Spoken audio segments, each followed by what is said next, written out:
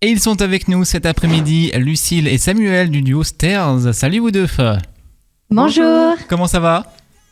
Très bien, on espère que vous allez bien aussi. Bah tout va bien, ici, parfait, merci de passer quelques minutes. En tout cas, avec nous, on va évidemment parler de votre EP, de vos projets également. Juste avant, pour que tout le monde le sache, Stairs, c'est un duo frère-sœur qui, j'ai l'impression, a l'air de bien s'entendre. Je me trompe ?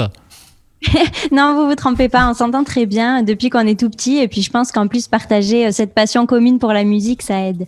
Alors, on dit souvent entre frères et sœurs, c'est je t'aime moi non plus, suivant les périodes. Il y a eu des périodes de petite tension entre vous deux ou non ? Non, pas du tout. Non. En fait, on s'est toujours super bien entendus, on s'est toujours retrouvés autour de la musique, mais pas que. Et on est super content de pouvoir vivre cette aventure professionnelle ensemble parce que c'est un soutien, c'est un appui, on peut faire rebondir des idées, on ne se juge pas dans nos idées, c'est vraiment une force. Alors, on vous a découvert il y a quelques semaines avec le titre Assis dans la nuit, on va en reparler. Mais vous faites de la musique depuis tout petit, vous chantez depuis tout petit. C'est votre passion commune à tous les deux ou est-ce que c'est un qui a entraîné l'autre finalement ? Je sais que Lucille, t'es un peu plus vieille que Samuel. Très peu. Très peu, oui, très peu. Non, c'était vraiment tous les deux. Depuis qu'on est petit, on aime bien chanter. On faisait des spectacles pour nos familles à chaque fois qu'il y avait un peu des réunions de famille. On faisait des medleys, puis après ça a évolué sur des mash-ups sur YouTube, donc c'est-à-dire mélanger plusieurs chansons sur le même instrumental. Et vraiment, c'est venu comme ça. On sait pas trop d'où, mais c'était toujours tous les deux. Et à quel moment vous vous êtes dit on veut se lancer plus professionnellement en tant que duo ? Alors, on ne s'est jamais posé une question de professionnellement. On s'est mis sur YouTube, on ne sait pas pourquoi on s'est mis sur YouTube. Un jour, on a eu l'idée, tiens donc, postons une vidéo, parce que de toute manière, on ne savait pas qui allait vraiment le regarder. Et ça a pris vraiment très vite. En 1 an, on a pu voyager, faire des rencontres. Belinda Carlisle, la chanteuse des Go-Go's, nous a invités à Londres pour la voir à son concert. Et ensuite, l'équipe de Lady Gaga a repéré une de nos vidéos et on s'est retrouvés sur le plateau de C'est à vous à chanter pour elle et avec elle. C'était vraiment un moment incroyable. Et ça s'est enchaîné très rapidement et on s'est retrouvés très vite avec une équipe de travail et on a appris sur le tas. Bon, bien sûr, il y a eu un moment où on a dit stop aux vidéos YouTube pour vraiment se focaliser sur notre projet personnel, c'est-à-dire un mini-album qui est sorti en novembre et un album qui arrive prochainement pour pouvoir bien travailler les chansons, ce qu'on voulait exprimer, ce qu'on voulait montrer. Alors juste pour revenir 2 minutes là sur Lady Gaga, vous avez chanté devant elle sur un plateau télé. Est-ce que juste avant de chanter, on se dit pas faut pas que je me plante là par contre parce que c'est le haut niveau quand même. Alors on se dit exactement ça et puis après on se plante quand même parce qu'on est stressé. Ah oui, mais oui. Donc on a très mal chanté, on a un peu honte de cette vidéo, mais en même temps ça reste un très bon souvenir et c'est de là un peu que tout est parti, que tout s'est accéléré. Puis elle nous a encouragés, elle nous a dit de continuer à travailler, qu'elle aimait notre créativité et ça nous a donné de la force pour la suite. Alors concernant le titre Assis dans la nuit, j'ai vu le clip, j'ai lu les paroles également. J'ai l'impression que ça parle un peu de solitude, c'est ça ? Oui. Alors ça parle un peu quand on est le soir dans sa chambre tout seul, ça appelle à l'introspection la nuit et donc on repense à toutes les choses qu'on aurait dû dire ou qu'on aurait dû faire pour pas que la relation s'arrête. Pas forcément amoureuse, ça peut être amoureux, mais ça peut être amical, ça peut être dans le contexte familial aussi. Tout le monde peut y mettre un peu sa propre histoire et c'est ça qui est bien avec ce titre. Mais c'est vrai que dans le clip, j'ai regardé, c'est vrai que Samuel, tu joues tout seul au ping-pong. Toi, Lucille, t'es toute seule au bar avec un verre. On a envie de vous rejoindre. Limite, on se dit, oh, ils font de la peine tous les deux tout seuls. Bah venez.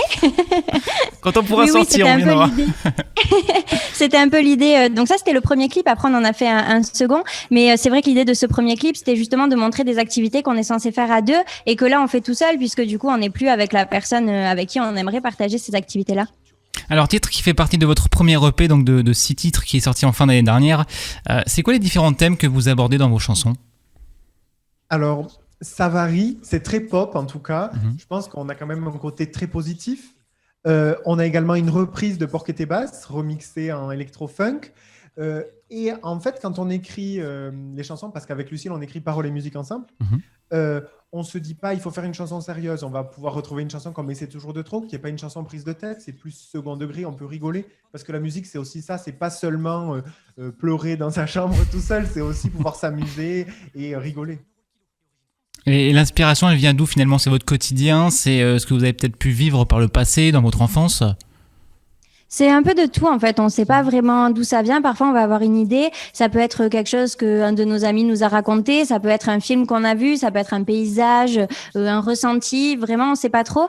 Après en tout cas on part toujours de la musique, on écrit en premier la musique, la mélodie, et ensuite en écoutant la mélodie, ça va nous inspirer un ressenti, et donc en fonction de ce ressenti on va écrire les paroles ensuite. Par exemple, on a écrit la chanson Old Hollywood, qui était notre premier single, et ça parle du cinéma des années 30 à 60. C'est des films qu'on adore et ça nous a inspiré une chanson. Donc ça peut venir un peu de tout, d'une relation, d'un film qu'on a vu, d'une chanson même qu'on a entendue. On peut se dire « Waouh, j'adore les chansons de Doris Day » et on parle d'elle dans Old Hollywood. Des choses du quotidien, finalement, basiques, mais qui peuvent vous servir après pour faire une chanson. Oui, voilà. Alors Samuel, tu en parlais, il y a l'album qui se prépare. Ça en est où exactement là pour l'instant ? Alors nous, on a beaucoup de chansons en stock. Ouais. Ensuite, là, on est en train de les finaliser en studio. Ça n'a pas été évident entre les confinements et tout ça, mais on est super content de pouvoir travailler à distance et aussi de pouvoir faire des choses par Zoom, même avec les gens avec qui on travaille. On a de la chance d'avoir une super équipe qui nous a laissé créer les chansons de A à Z ensemble. Je fais les arrangements ensuite et les arrangements, on les amène au studio. Et là, bien sûr, on est aidé par une équipe de producteurs, donc Richard Seff et Frédéric Seff, qui ont entre autres découvert Francis Cabrel, et Julien Jam, qui est notre ingénieur du son.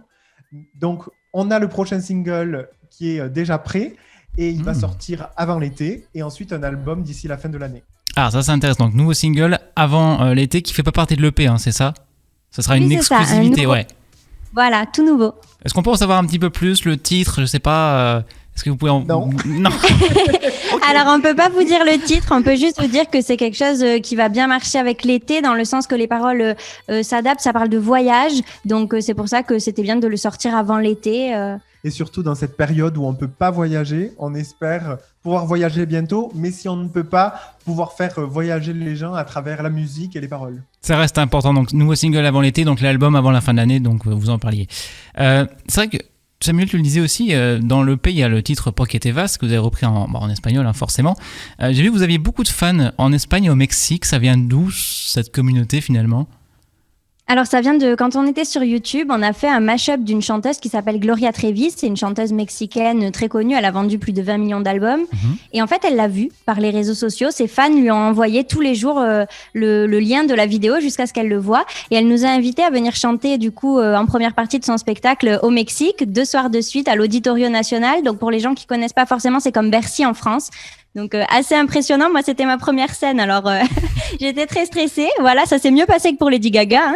Ouais. Donc, voilà. Et depuis cette histoire-là, il y a donc beaucoup de gens qui nous suivent du Mexique, mais pas que. On a aussi des gens du Pérou, de la Colombie, parce que c'est vrai que les fans de Gloria Trevi sont un peu dans toute l'Amérique latine.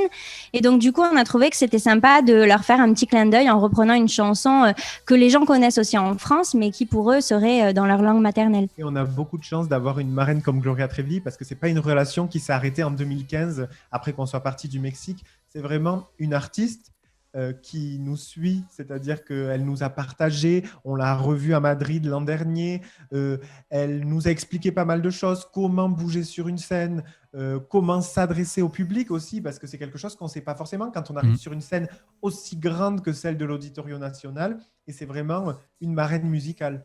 Elle vous coach en fait au quotidien, elle vous écoute, elle vous suit, c'est comme une mère finalement.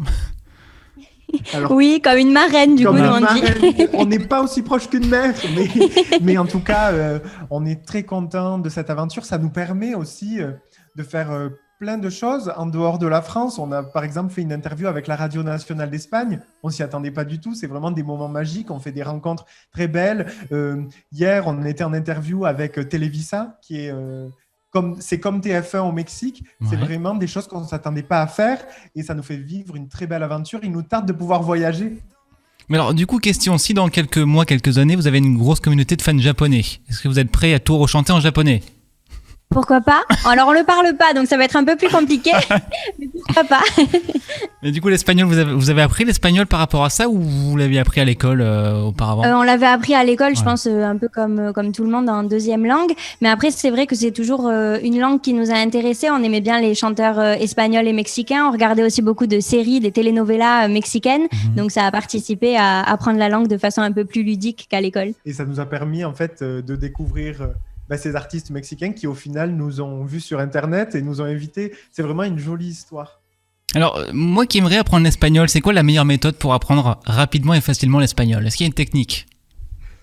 La meilleure méthode, je pense que ça reste l'immersion, hein, aller directement dans le pays ou au contact des gens qui parlent espagnol. Là, c'est un peu compliqué. Mais sinon, regarder des séries, regarder des paroles de chansons et vraiment apprendre les mots qui servent dans le quotidien. Ou avoir un très bon professeur d'ailleurs. J'envoie un coucou à Madame Kous.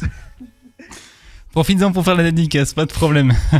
Alors, la bonne nouvelle pour vous, auditeurs de l'Or FM, c'est qu'en ce moment, on vous offre une Microsoft Surface. En fait, c'est une tablette ultra performante qui peut faire PC portable, également avec son clavier. Pour la gagner, c'est tout simple. Dès que vous entendez le titre Assis dans la nuit de Stairs, des deux loustiques qui sont là à l'écran, et ben vous jouez avec nous par SMS, vous envoyez l'Or FM Stairs au 7 14 15 et mercredi prochain, le 10 février, c'est vous deux, en fait, qui allez appeler directement le gagnant pour leur annoncer la bonne nouvelle. Pression quand même, là aussi, non? Oh, ça nous fait plaisir. Ça fait plaisir, c'est le principal. Pour conclure, je vous laisse 30 secondes pour dire ce que vous voulez aux auditeurs de l'Or FM, à tous les Lorrains qui vous ont découvert, qui vous écoutent en ce moment. Déjà, on vous remercie. Et puis, vous pouvez venir nous suivre sur les réseaux sociaux, Instagram, @stairs_du-bas officiel. On poste pas mal de choses, les coulisses, les studios, les tournages de clips. Et pas mal de reprises exclusives, des jolis trucs artistiques, des petites vidéos. Et bien sûr, vous saurez tout en avant-première sur le prochain single. Et parfait, allez les suivre donc sur les réseaux sociaux. Merci beaucoup Lucille, Samuel du duo Stairs d'avoir été avec nous cet après-midi. Merci à vous. À plus. Au revoir. Au revoir.